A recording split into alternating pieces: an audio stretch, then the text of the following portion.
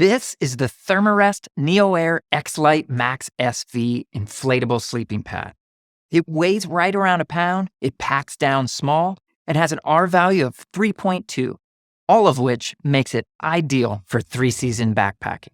The first thing that you'll notice are the pad's horizontal baffles. I've always found the traditional vertical baffles on many inflatable pads to be a bit bouncy and almost more like riding a pool raft than settling into a comfortable mattress. These horizontal baffles are super stable and make for a really comfy night of sleep. The face fabric is ultra lightweight, but it's also high tenacity, and that provides surprising durability. It has a textured surface that helps to keep you and your sleeping bag from slipping off the pad at night. And this can be an underrated feature, especially if you move around as much as I do during the night. You can see that the pad does have a traditional valve at the top corner for mouth inflation, but it also has this unique roll top speed valve.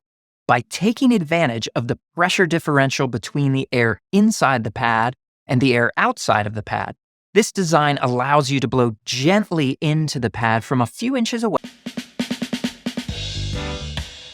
The NanoHeat Blanket by Adventure Medical Kits is an ultralight option for your survival kit that is weather resistant and provides life-saving heat. The polyester that this blanket is made of makes it less crinkly and lighter weight than some of the other survival blankets on the market. The reflective coating on the inside allows 80% of your body heat to be bounced back at you. When unfolded, it covers an area large enough to keep one person warm. When it is packed up, the whole blanket fits into this stuff sack. It's about the size of the palm of my hand, so finding a place to store it is easy. Carrying a survival blanket with you means that you'll never be without the weather-resistant warmth that you need if you find yourself in an emergency. You might carry this backpacking, traveling, or you might store it in a car just in case. It's the Adventure Medical Kits Nano Heat Blanket. Hey, thanks for watching. If you have any further questions about the gear that I just demonstrated, you can go onto our website at backcountryedge.com. There you can talk to any one of our gear specialists and we'll go through anything that we may not have shared. If you like what we do on YouTube, then please subscribe. Thanks for watching.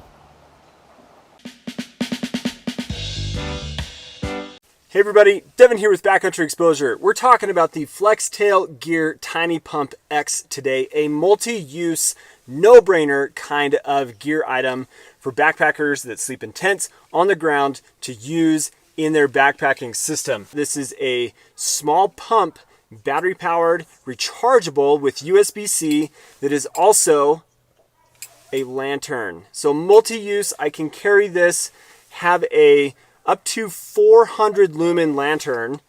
It's 40, 150, and then 400 lumens of light. So in a 4-person tent like this thing is awesome. So what I'm doing is I'm out here with my kids. So we've got 3 sleeping pads that we're gonna pump up. And this thing over a weekend just makes sense for 3 ounces of weight. That's it, 3 ounces of weight, very little bulk, multi-use, it's a lantern. It just makes sense to have in your backpacking system. And it does a decent job of blowing these pads up pretty quickly, like 2 or 3 minutes, and this thing will last for about 20 minutes before it needs to be recharged. But that's the FLEXTAILGEAR Tiny Pump X. Thanks for watching, guys. If you're not subscribed to the channel, please do subscribe. Hope you have an awesome day. Welcome back, everybody. As you probably guessed from the intro, this is what we're going over today. This is the Streamlight Stinger 2020. Now, for years and years, probably over a decade, Streamlight has been putting out the Stinger line of flashlights, and they're predominantly marketed towards law enforcement, firefighters, EMS, first responder type folks out there, and for good reason. They design the features with the light for those types of roles. So this one here is a radical design change from the previous versions, and I do have a couple of the previous ones.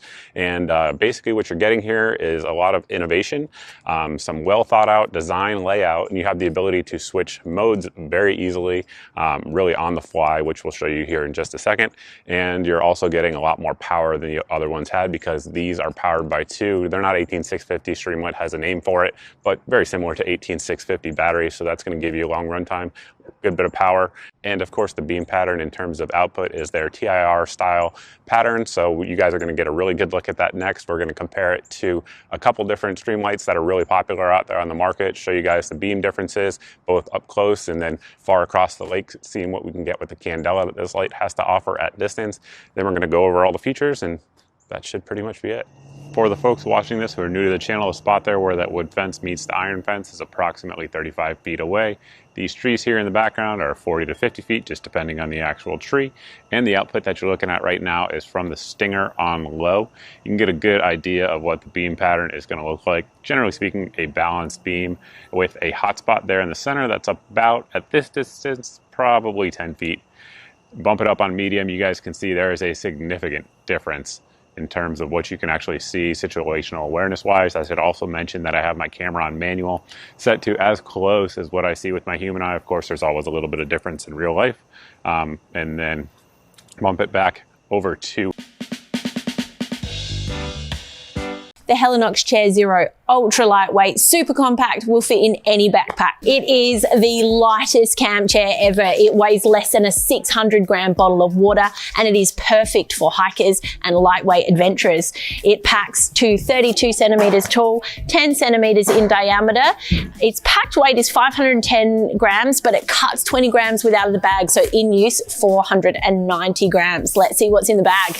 So we have your ultra lightweight chair sling and your aluminium frame. Now the awesome thing about this Helinox frame is the shock cord connections between all your pieces. It almost essentially self-assembles. We just need a bit of extra help here getting these bits into the hubs.